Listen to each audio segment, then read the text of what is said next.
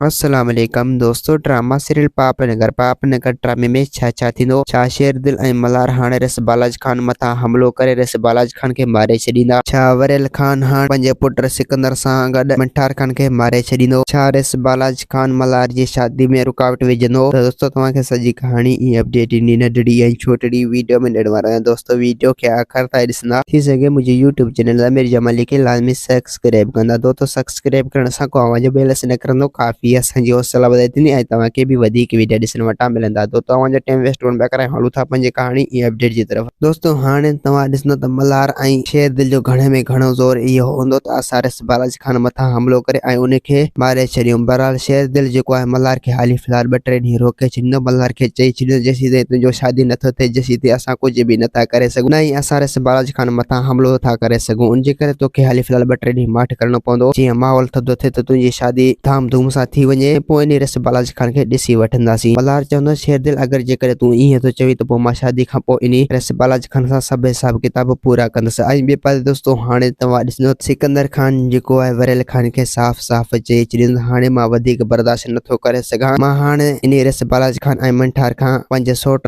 रावल जो प्लान ज़रूर कंदुसि। अगर जेकॾहिं मूं उन्हनि खां प्लान इहो न वरितो त पोइ सोट क़बर में मूंखे ताना ऐं मेणा ॾींदी। जेकर हर हाल में मां इन्हनि खां प्लान वठंदुसि ऐं इन्हनि खे पंहिंजे अंजाम ते पहुचाए इन्हनि खां सभु हिसाब किताब पूरा कंदुसि। वरियल खान चवंदो त पुट सिकंदर इन्हनि खां सभु हिसाब किताब पूरा कंदा, रुॻो उहो ॾींहुं अचे ऐं तूं हाली फ़िलहाल 2-3 ॾींहं सब्र कर जीअं मां शेरदिल खे पंहिंजो बणाए सघां ऐं पोइ शेरदिल सां गॾु असां इन रस बालाज खान खे मारे छॾींदासीं ऐं रस बालाज खान जो कमु तमामु करे छॾींदासीं। उनखे पंहिंजे अंजाम ते पहुचाए सभु हिसाब किताब पूरा कंदासीं। ऐं ॿिए पासे दोस्तों हाणे तव्हां ॾिसंदो त रस बालाज खान जो घणे में घणो ज़ोर हूंदो त मंठार खे साफ़ साफ़ चई छॾींदो त कीअं बि करे इन मल्हार जी शादी में रुकावट विझणी। मल्हार खे इहो बि ॾिसणो आहे त मां बि रस बालाज खान आहियां। मंठार चवंदो त हा दोस्तों उम्मीद है कहानी आई हूंदी मूंखे पसंदि। असांखे ॾींदा इजाज़त, वरी तव्हां सां मिलंदासीं नई वीडियो में। खुदा हाफ़िज़।